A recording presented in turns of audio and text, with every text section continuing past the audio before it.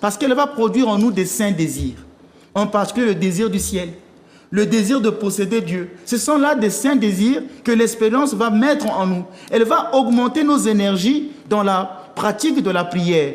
Vous voyez par exemple dans le monde du travail, il y a des gens qui travaillent avec tant d'ardeur pour acquérir des richesses périssables.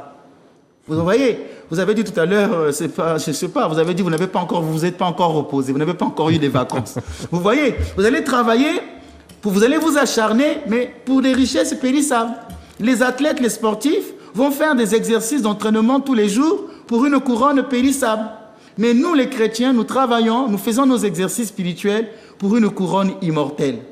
Il y avait un couple, il y avait un monsieur, un homme qui avait dit à sa femme, tu pries un peu trop, tu vas tous les jours à l'église.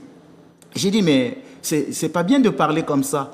À l'église, tu viens dans la semaine que 2 ou 3 fois, c'est pas tous les jours. En plus, tu viens que pour 1 heure. Et si tu étais une sportive de haute compétition, qui font 3 heures, 4 heures de sport par jour, vous voyez que le sportif travaille beaucoup, pendant 3 ou 4 heures. Mais nous, quand nous prions, on nous taxe que nous prions trop. Mais nous aussi, nous sommes en train de travailler spirituellement en vue de la couronne qui est incorruptible.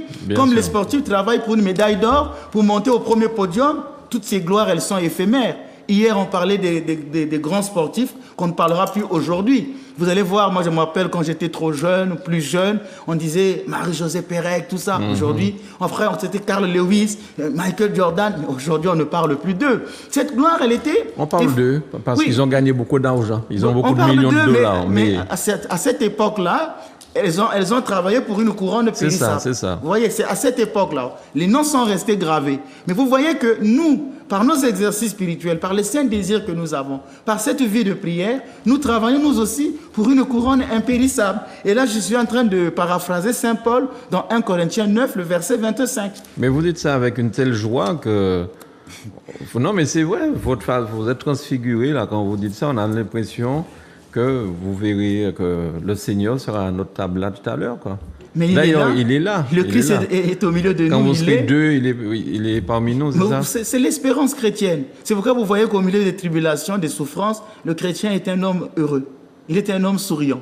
Ouais. Il n'y a pas un saint triste et un triste saint. Vous voyez, un saint triste et un triste saint. On peut garder la joie au milieu des tribulations. C'est l'espérance chrétienne. Parce que même quand je vois les gens qui font du mal, je dis, mais si vous savez, votre vie un jour va finir.